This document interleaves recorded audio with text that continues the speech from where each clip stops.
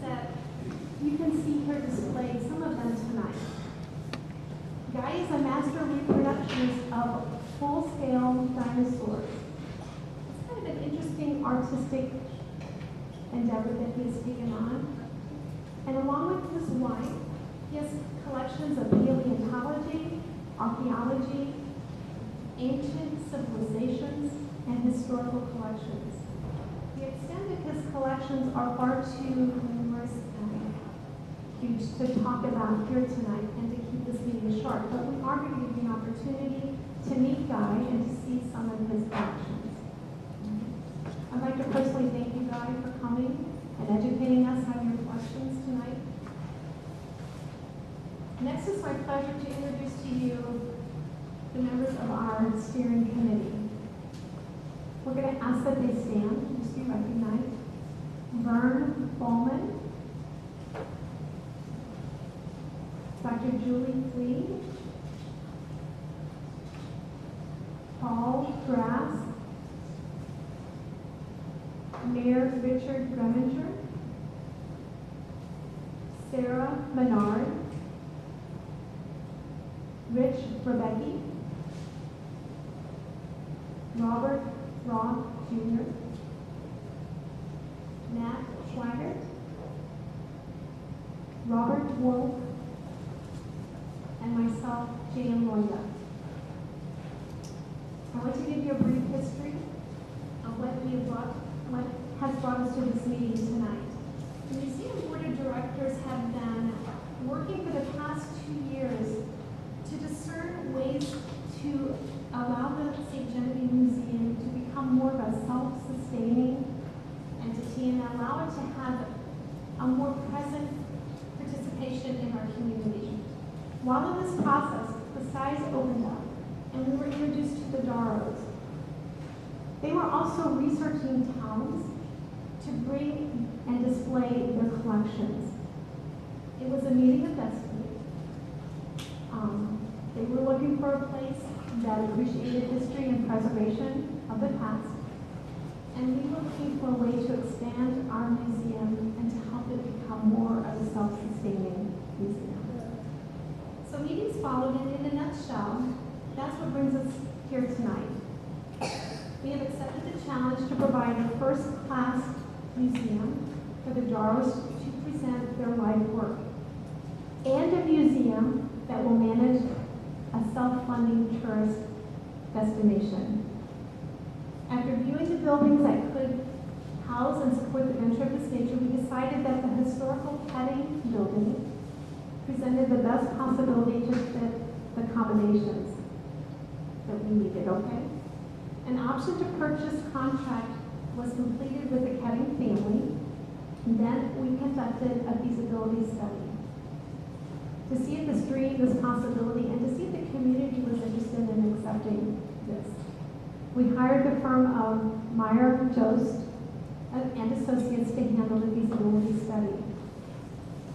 Before we talk with Joe, I'd like to introduce Mayor Richard Greminger and let him make his statement, okay? Thank you.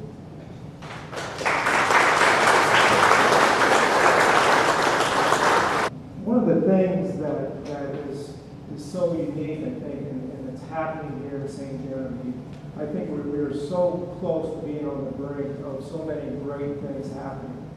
I mean, just let me go through a small list of what's going on and what has happened just in the last few short years. Probably the biggest thing that's happening right now is the inclusion of St. Genevieve as a National Historic Park. There was a hearing today before the Energy and Natural Resources Committee that went very well, and we watched it and Senator Blunt before that committee, and it seemed to go very well. We really believe that that's going to happen, and it will happen yet this year. That alone can bring thousands of people to St. Genevieve just by the fact that we're considered a national park.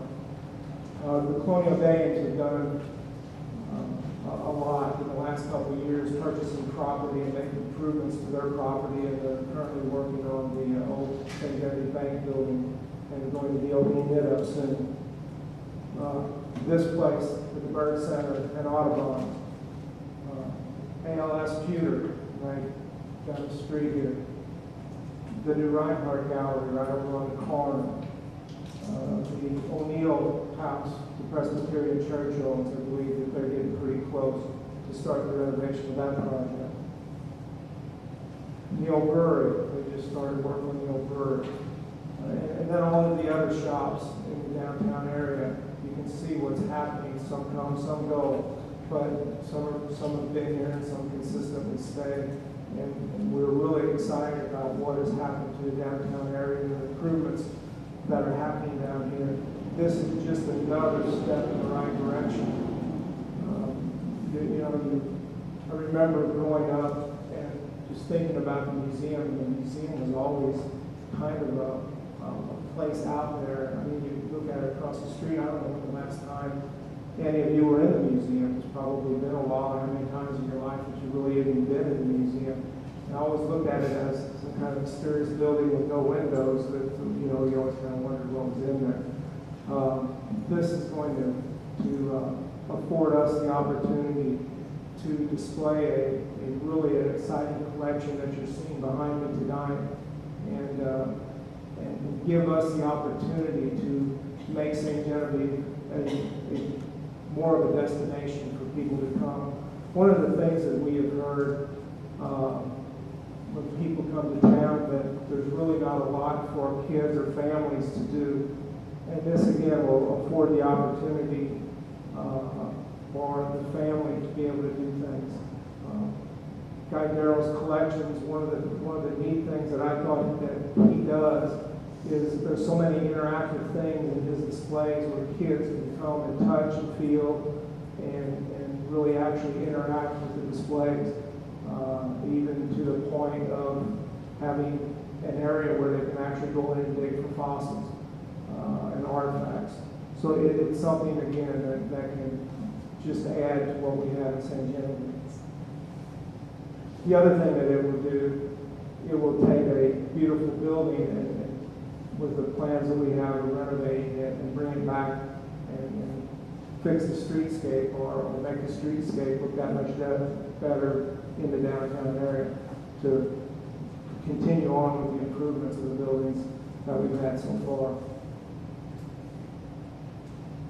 Now, the museum, over the last 80 years, thank God for the boards and the dedication of the people that we've had on those boards, and just to be able to keep the thing open. It literally is kind of there on a shoestring existing. I remember a few years ago, Jim Baker, who was on the museum board, came to the city council kind of asking us for help to see what we could do. One of the things that we did do, and it's still on there, that people can actually on their water bill make a donation every month if they want to donate some funds to the museum. And those kinds of things, and white elephant sales that they've had in past years, all those things have just kept the museum open. This gives us an opportunity to actually make it a self-sustaining entity that can really prosper in the community and really offer the community an educational place for people to learn and kids to go. So again, thank you for coming, and we really hope that you can help make this a success. Thank you.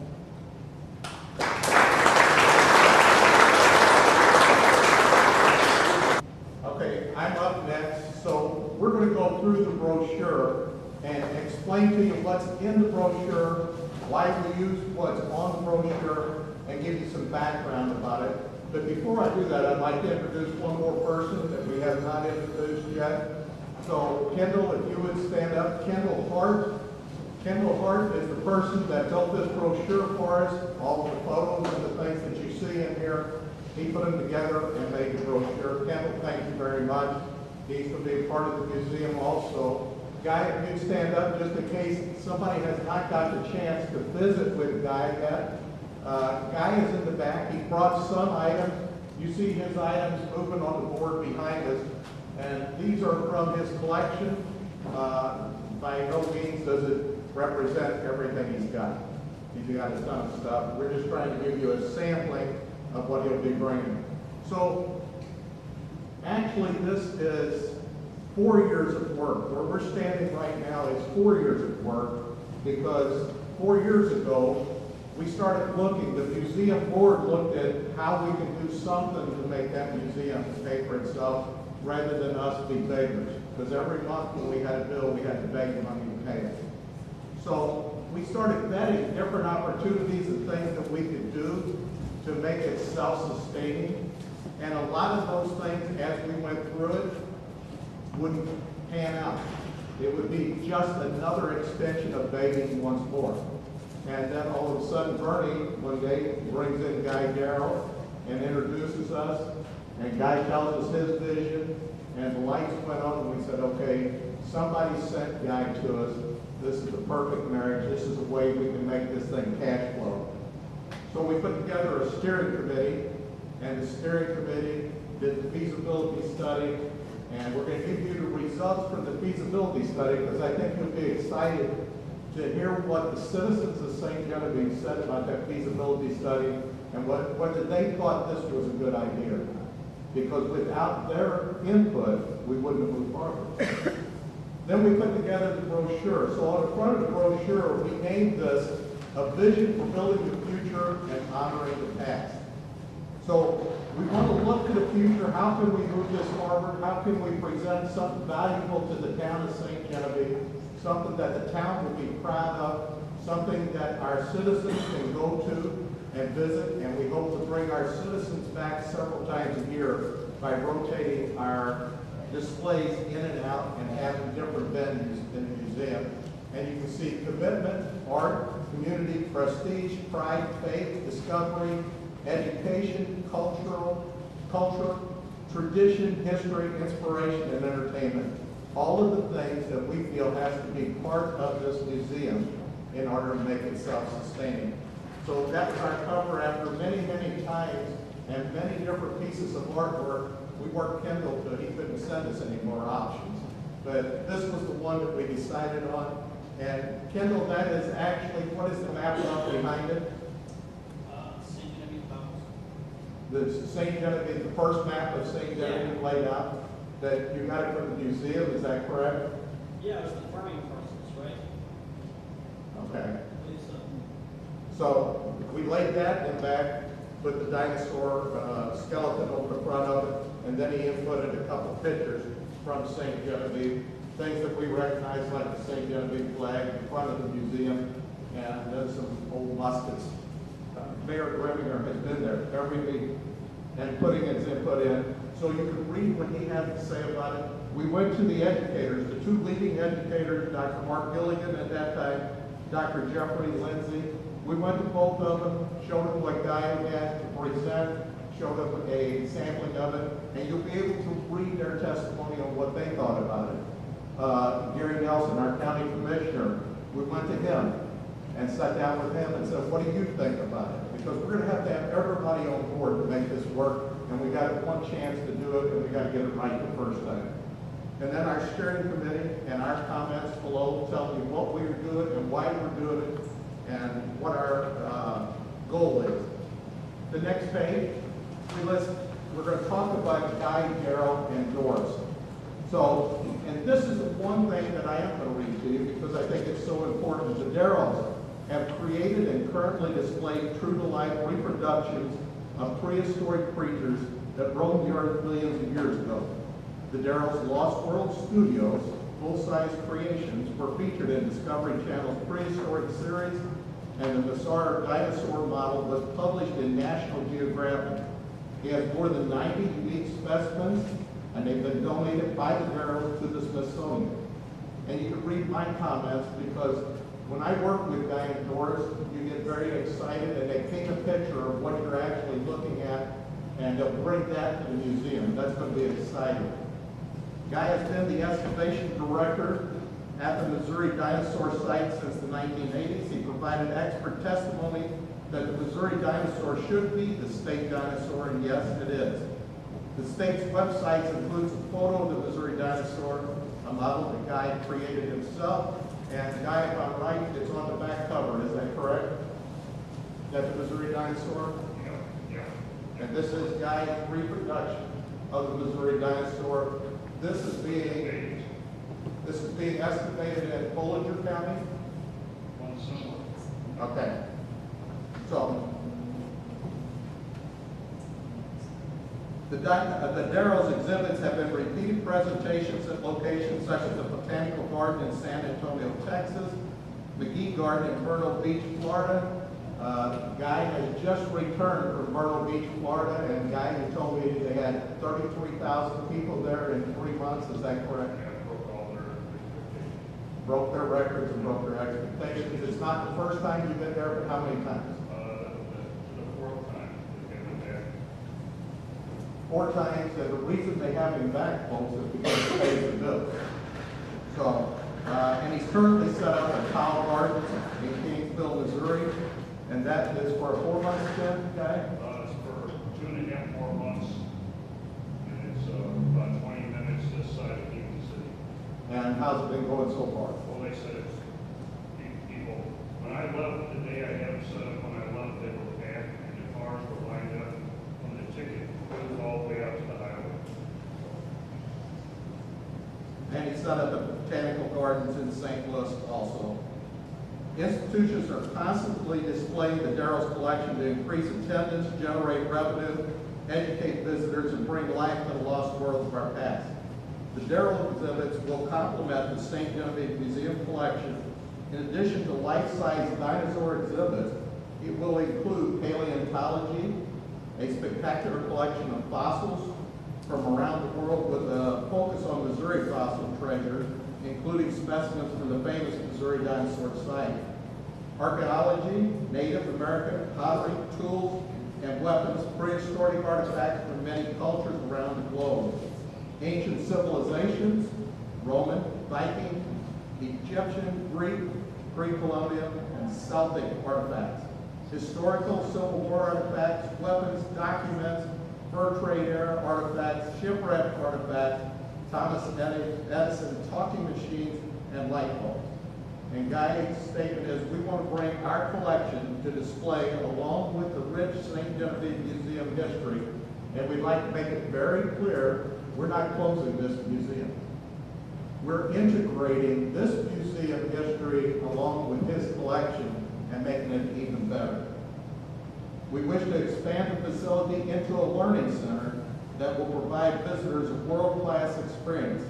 This union will rival the best museums available. And he says St. Genevieve is the perfect location for these exhibits.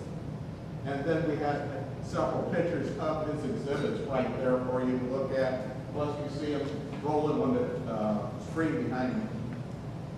Next page. This is the past and the future under one roof. And then we tell you the benefits of what we're going to do in that museum. I'm not going to read them to you. They're listed out here. So, and I'll just highlight some of the things that we plan. We plan to have on the bottom an open area where you walk into, and Guy's displays will actually take you from the beginning of one-cell organisms on up through current organisms.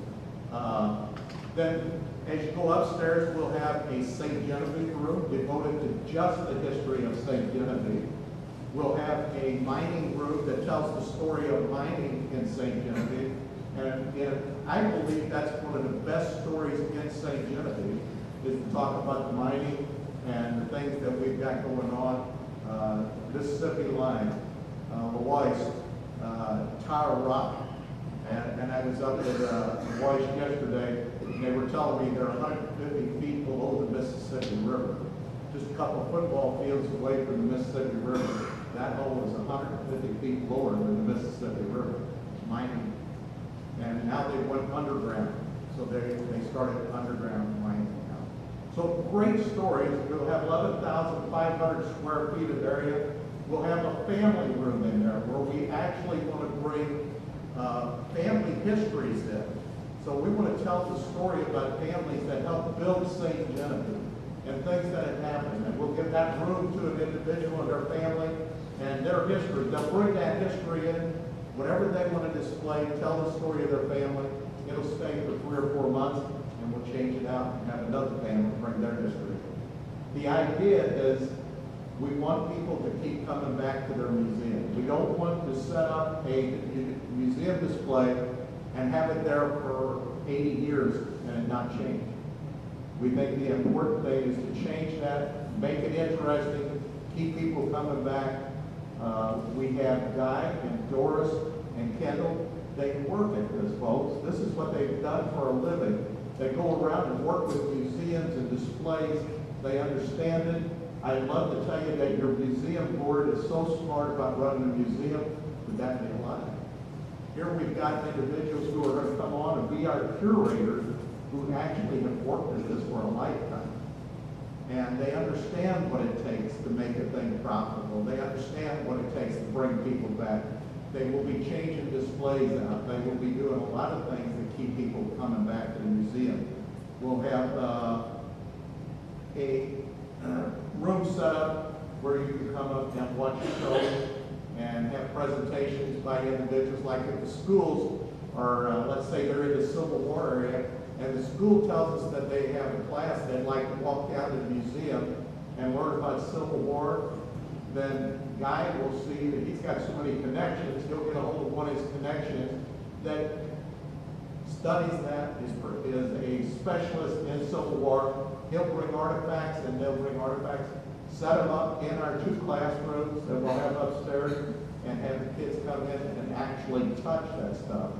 And the guy says unless they can touch it, they're not going to really connect with it. But once they can pick it up and turn it over and touch it, and the person is there again, right there in front of them, giving the instructions, and we'll get you a lot of difference. So thus the Learning Center, we will have a full-time marketing staff, and that marketing staff's job will be to be in contact with schools and tourist centers and other things within 150, 200 mile radius to make us a destination for people to come to view our museum and view what we're displaying at that time.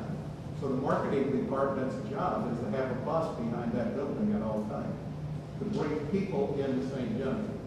And those people will be paid, and that's part of what we're trying to raise money for.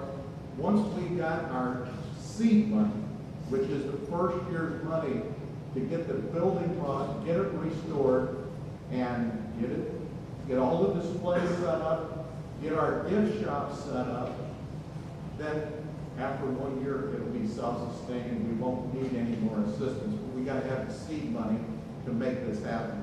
So you can read the rest of the things. There's several things on here that we anticipate will be an off product of this. There's a lot more to come. And I can't keep Richie calmed down enough. Richie's got more ideas of what we're going to do in there than I can keep up with. So after we have a meeting, Richie Rebecca sends me an email and says, hey, we're going to do this, this, and this. All of them are great ideas. I just can't keep up with it. So the next page. We went to a lot of people and asked their opinion because, yeah, we are soliciting people. We want a cross view of the community, find out what they think about it. Do you think it's a good idea? And we sat down with them, we told them what we had, and then we asked their opinion after they got to view it. And you'll see the testimonials of these individuals and what they thought about the project. So that page is devoted to that. The next page is a collage of photos of different things. I'd like to tell them what they are, Guy, but I couldn't begin to tell them what that thing down in the corner is. So I'm not going to do it. But it's a collage of everything that we intend to bring to the museum and things that we will display. On the right-hand side, on the pocket cover, you will see where we're getting our expense. We're trying to raise $1,150,000. And that is enough money to purchase that building, to do this to that building. Guy and Doris run a very professional operation. We want to give them a professional venue to display their stuff in and make it a very nice location. So we want to do to that location what this location has. We want to do our advertising. Actually, we're going to have advertising and put it out there.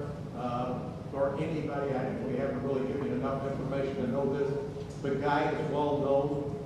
He's been up at the St. Louis Science Center. How long did you work up there, Guy, under glass? For a couple of years.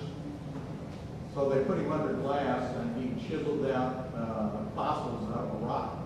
And people would come by and watch him doing it. And then the guy would always slip him something, you know, like a little stone or some petrified object of some type. But, so he's well known with the media. Those are the expenses to get this thing started, and we broke them down, not real detailed, but an overview of what it's going to take. So we said it's going to cost $1,150,000 to get this up, get it running, and have 1 year's operating expense. Once that's over, we will be self-sufficient, and it will pay for itself. The byproduct of that, what's in it for the town, and I think this is the important thing. If we bring 25,000 people to St. Genevieve over and above what visit here currently, and you may think that's a lot of people, but in 3 months they brought 33,000 in a display down in Myrtle Beach. So it's very attainable. Guy says we will have no problem doing that with the proper guidance, which is what they will supply us. So the impact to the region is that admission at $8 a head would be $200,000. Miscellaneous sales at $3 average souvenir price would bring us $75,000. However, we have understated almost everything here. Joe, you said the actual, you put $3, but what was the actual? Wasn't it like they spent like $8 in a gift shop when they're in the museum? It's greater than that. It's closer to about 20. So you can see that we downplayed everything. We don't want to overstate it. Tourism dollars each year, $250,000, and that's if they spend $10 in St. Genevieve proper, buying gas, eating a meal, doing whatever, spend another $10, and that's understated also. Am I correct, Joe? So then the tax revenue to the city at 4.5% would have been $11,250. Total yearly income to the community would be $536,000. And the additional jobs, improvements to the county infrastructure, and property values, you can't put a price tag to. So now we're going to go up and go on each step out here. So the first one, levels of giving, there's going to be a platinum, gold, silver, copper, and bronze. We will have a wall dedicated to people who give in these areas. And if that wall will be set up like a giving tree, and the gifts will be listed out based on the area that you, whatever size gift is being given. Methods of giving, your gift, our capital campaign is greatly appreciated. There's many methods of giving listed below: a gift of cash, securities, land pledged up to 3 or 5 years, payroll deductions or automatic bank drafts, company matching gift programs. And you may make special tributes to somebody, and that works well. And a lot of families will join together and say, we'd like to give this in memory of our family naming right for that particular item. So the next step out that you see is our naming opportunities. So there are naming opportunities, and these are available for purchase for those people who are so inclined. Their name will be on these areas: the Grand Hall, the gift shop, Discovery area, Theater Room, St. Genevieve Room, Classroom 1, Classroom 2, the Curator's Office, the Elevator. And then there's exhibits: the Dinosaur exhibit, the Early Man exhibit, Local History exhibit, Mining exhibit, Agricultural exhibit, and Machine Age exhibit. So all of those are naming opportunities for those individuals who are inclined to give a sum of money in that area. They can purchase that naming right for that area, and their name will be on those areas forever. The next step out is a sample of payment, because a lot of people say, well, I'd like to be able to contribute, but I don't know where I'm going to get that money from. So we actually broke it down. If you go to the bottom line, that's $2,500. If somebody gives us $2,500, and the next one says your initial gift, you put 20% of that down, which is $500. And then you split it up over the next 36 months, you would give us $56 a month for 3 years. Or if you spread that out to 5 years, you give us $33 a month for 5 years. So we broke that down for people, ease of giving, and a lot of these donations are made in 3 to 5 year increments, and we're very happy to work with people on that. Last page, letter of intent, and what people do at this point, they've read the brochure, they listen to our presentation, and then we can ask them to complete this, and what that says is totally this. Here is my pledge. This is what I wish to pledge. This is how much I'm giving you down. I'll pay the balance over this number of years. And I'll begin my payments on this date, put it on my credit card, send me a bill. You tell us what you want us to do, we'll do it. So it can be made any way that you want to. A lot of these gifts are made on an annual basis, so people say, well, I'll give you a down payment, and then over the next 5 years, I'll give you one payment for the next 4 years, and that'll make up my payment. So any way that somebody can conform this, we can do it. So all they have to do is fill it out, tell us if they want to put it on a credit card. Down at the bottom it says, I wish to remain anonymous. No, I wish to have my name to be listed in your brochure, and here's how I want it listed. So it's very important that we have you fill out that information, because they can make sure that when we're giving you the accolade for your donation, that we have the right name and the right spelling for it.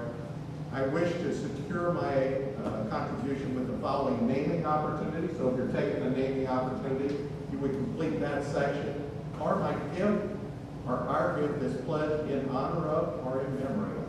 Then you sign it and turn it in. So that is the brochure. That's everything that we've got in that brochure. This is the way it was created. We hired a very professional firm to lead us through this. We're very happy with the way it's being run.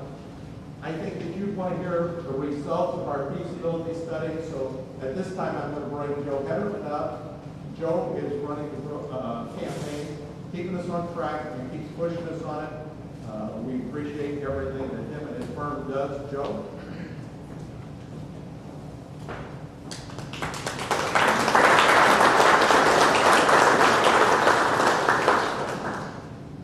Thank you, Robert.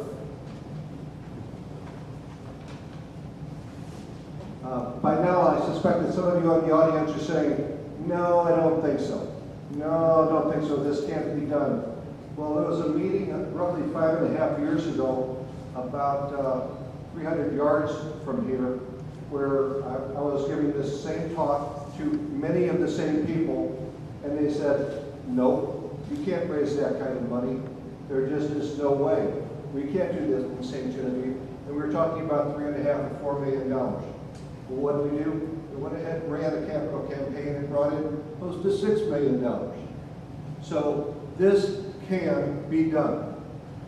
But for those of you who are analytical, you've got to be saying to yourself, okay, show me the beach, show me the proof.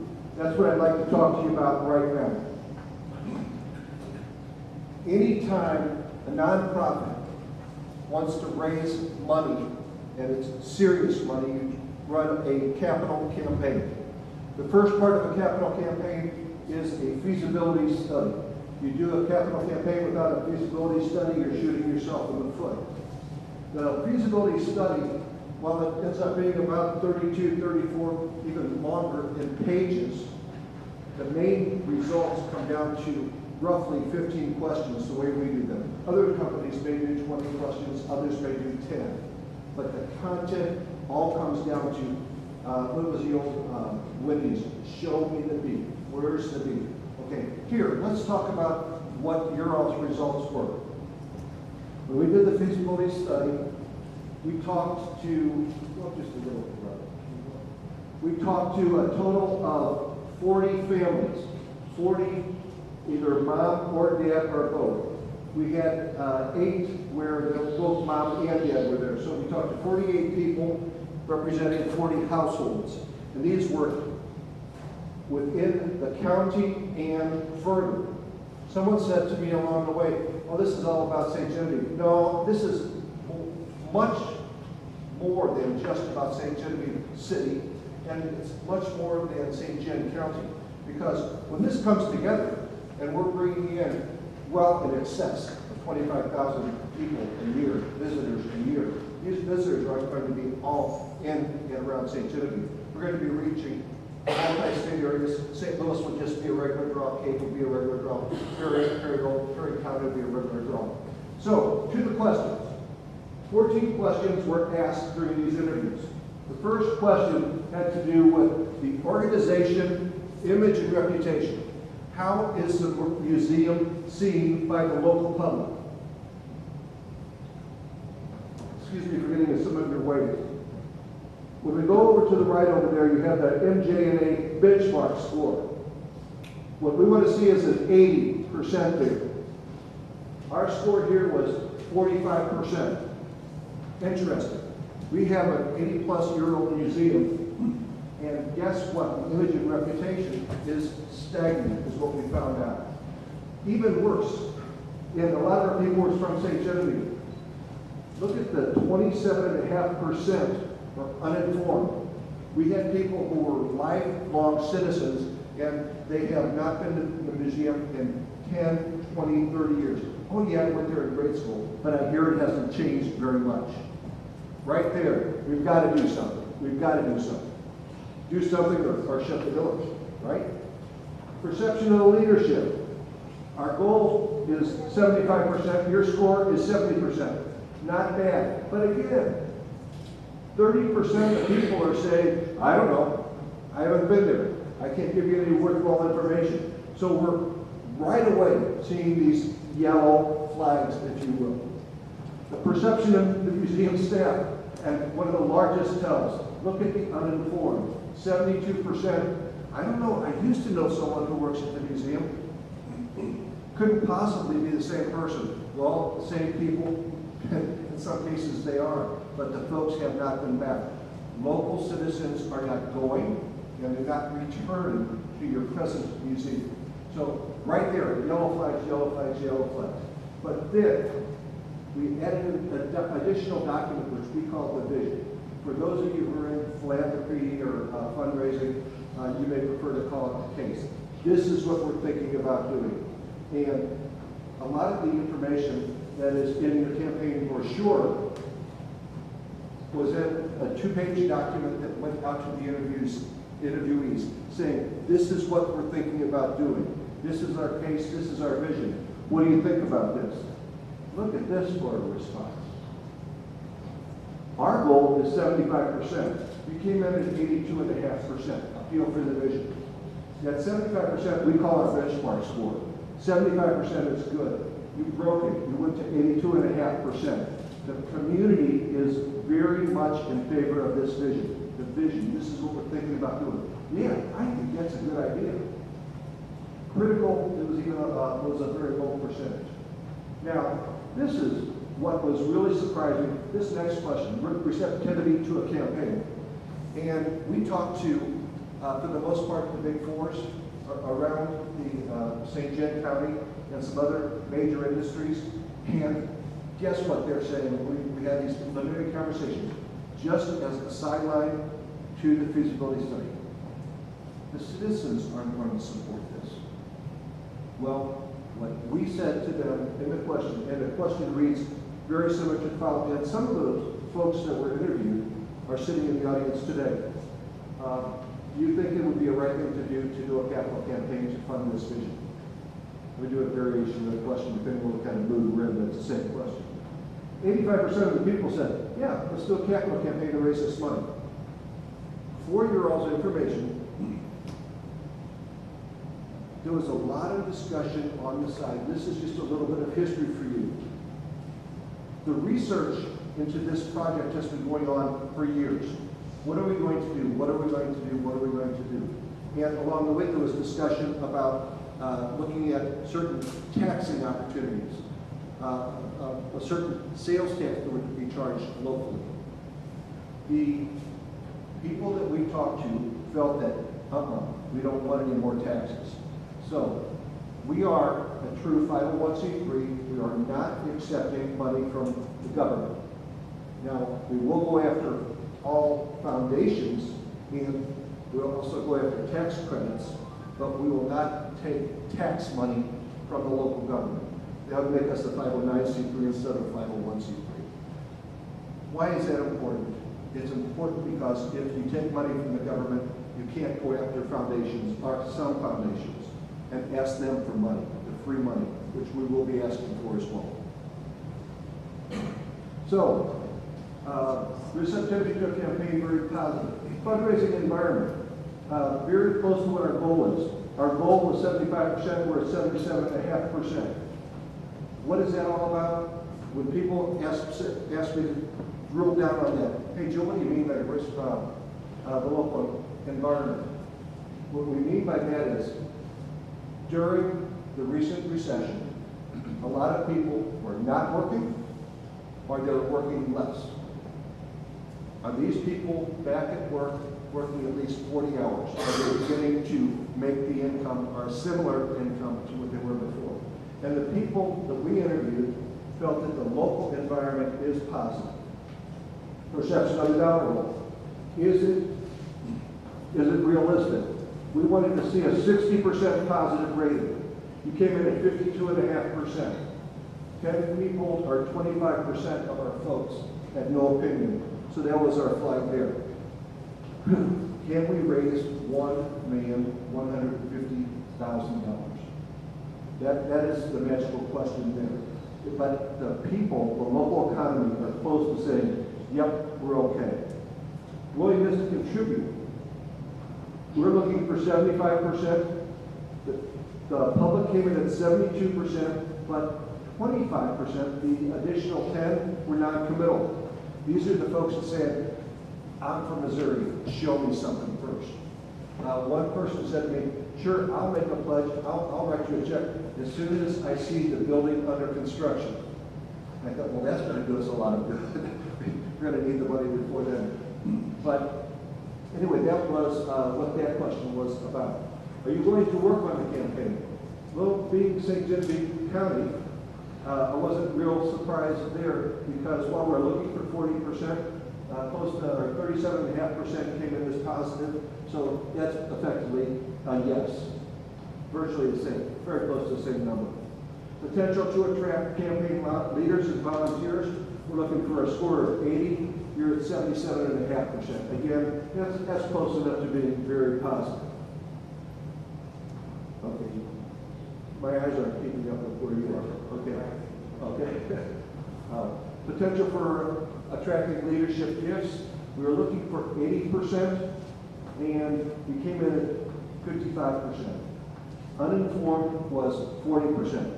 When they say, what is a leadership level gift? We're looking for gifts in the range of $50,000 and greater. Are any of those out there is what we're saying to the folks. Why is that the magic number? Well, as you see when we discussed naming opportunities a little while ago, you saw what number they start at, right? 50,000. So it's the big dollars. Be assured, a family that gives us $100 total, we are very, very grateful for their commitment, for their financial support. We will treat them with dignity and respect, and especially that senior person who's really giving from their heart. They're saying, I've got to do this because this is my community, this is my legacy, and I'm going to see positive change in the community because of it. But it is the big dollars that we watch, because it is those big, big dollars that bring us to the campaign goal and beyond as quickly as possible. Potential to reach or exceed dollar goal, we're very close here. Ability to plan and implement a campaign. We're looking for 75%, and I guess with what's happened in St. Genevieve recently with capital campaigns, people are very positive, saying, oh yeah, we can do a capital campaign in St. Genevieve. These are the 13 of the 14 questions that we asked during the feasibility study. The 14th question is, what else? And that's an open-ended question, and they just give us all kinds of comments that have been documented and shared with the steering committee and the board. It's that feedback that has helped us to refine the vision, make it better, hopefully make it better, hopefully make it even better. Constantly trying to improve. Nothing stagnates, we've got to do better. And it is the results of that that turn into this brochure here that's on your tables. So that's the campaign brochure. may I right now break with the earlier system and say, does anyone have questions about the results of the feasibility study? Yes, please. Was Ms. there Sandra? anything that really surprised you, either positive, negative, different? Yes. The very first one is about image and reputation and knowledge of staff. It made my stomach hurt. And the reason is this, I'm 60 years old, I've been coming to St. Jim for about 55 years. I live in St. Louis, but I have relatives, second cousins here in town, and one of my cousins, other cousins, used to teach here at Volunteerism. And I just thought, oh, people don't know about the image and reputation of the museum. And I'm thinking, oh my gosh, I was coming here when I was 5 years old, and people don't know about it. So that was a sour feeling for me. But I'm going to say we turned it into something of a positive in that this serves as proof that we must do something. It's a beautiful museum, but it's stagnant. People are not returning. The displays have limited space, and we're not, as a community, going back and returning to it on a regular basis. So that's what was surprising. The question about volunteerism, that was very positive because we know that the community just did a capital campaign, and I thought we might have shot ourselves in the foot there because we're doing one capital campaign and then another. And yet, that was one of the more positive scores. She said, yeah, let's do a capital campaign. In St. Genevieve, we know how to do capital campaigns. So that was very positive. But those were the most surprising factors for me. Are there other questions about the feasibility study results? Please. These are the numbers. This is the supporting data. We've gone through the data for you now that I consider this to be the facts. These facts support, yes, we can do a capital campaign. Yes, we can do this. So what happens now? The steering committee that agreed to meet every other week, starting about 4 months ago. And okay, so we may have met once or twice every week since then, but some things happen, right? They have been working. I told you, that's a fact right there. So I'd love to come to St. Genevieve, and I have to have a reason. So anyway, we've been meeting, getting things organized, identifying opportunities, businesses, families that may make a contribution to the capital campaign. That's the first thing you do. Okay? Is the money out there? Can we go to people and say, would you make a pledge to this campaign? And right now, we have roughly 100 families and businesses already identified that we're going to call on and are in the process of calling on as of about 10 days ago. But in order for us to raise over $1 million, we're going to have to make about 500 calls. And that's my pitch this evening. A lot of you have been down this path before. Right now, you're either impressed with this project or you're not. And if you're not, please accept my apology and that the other steering committee members for wasting your time tonight. But I'm hoping that you're excited about this project tonight, because you should be. This is going to be impactful. We're talking about 25,000 just for our numbers. And Guy, if he puts up his shutter, he brings in 33,000. We just used lower numbers so that our projections are conservative. Where we are now is we are seeking assistance. We are seeking assistance, and folks around the table would say, hey, you know what? I'll help you. What does that mean, Joe? It means I would like to know if you would consider making a call, maybe as many as 3 to 5 calls on people that you know, present this campaign brochure, and say, hey, I'm going to make a commitment to this campaign. Would you make one too? I guess I'm saying, would you become one of our solicitors? Right now we have 12 out in the field, and we need a bunch more. We need to make 500 calls, and 12 people can't do it. We're asking if there are volunteers in our audience who would consider joining our campaign committee. There, put you on the spot, didn't I? I am not shy about making an ask. What am I asking from you in detail?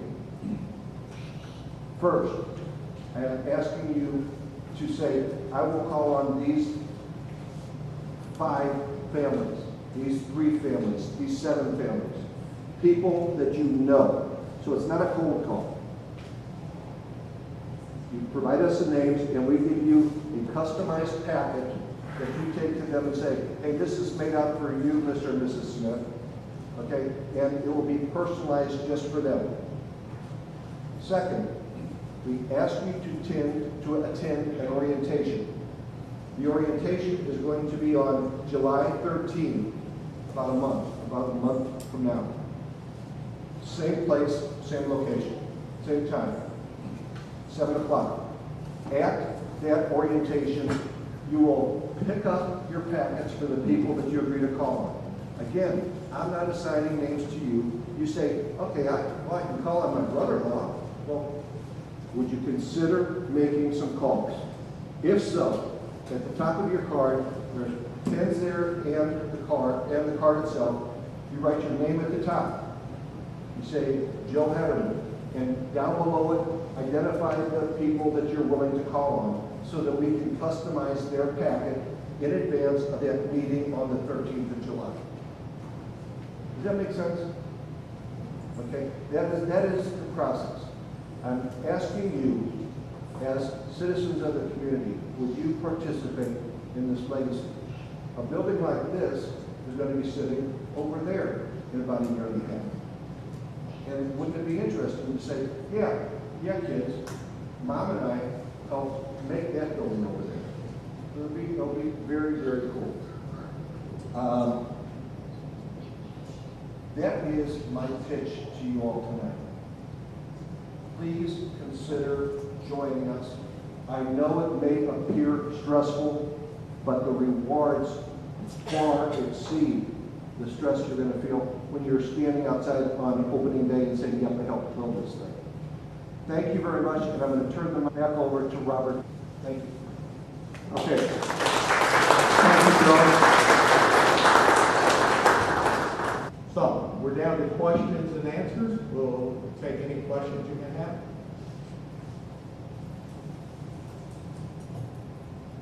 Yes.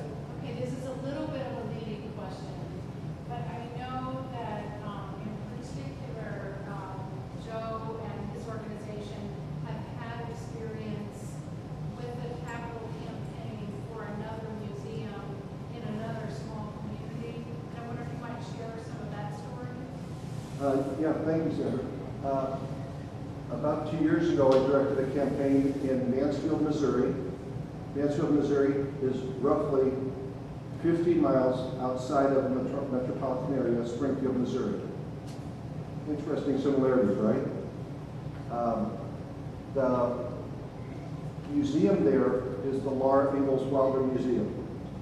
Laura Ingalls Wilder is the one who wrote The Little House on the... All the ladies are saying, yeah, all the guys are saying, who's that? Laura Ingalls Wilder is the one who wrote The Little House on the Prairie books. If you've been to Mansfield, Missouri, you realize that there is very little in Mansfield. It's a very, very poor, very, very small town. So we conducted a capital campaign in Mansfield for the Laura Ingalls Wilder Museum. We brought in $1.5 million. The museum opened up about 3 or 4 weeks ago. I was down there for the opening. And the rest of the story that is interesting, I think, is we're talking about how many people are going to be here, right? How many new folks are going to come in? Laura Ingalls Wilder, in the middle of nothing, a very, very, very poor town, brings in 40,000 visitors a year. That's where we say we're being so conservative with 25, with the Darrow history, the proximity to St. Louis, the quality, the history of St. Genevieve. We're just going to blow those numbers away.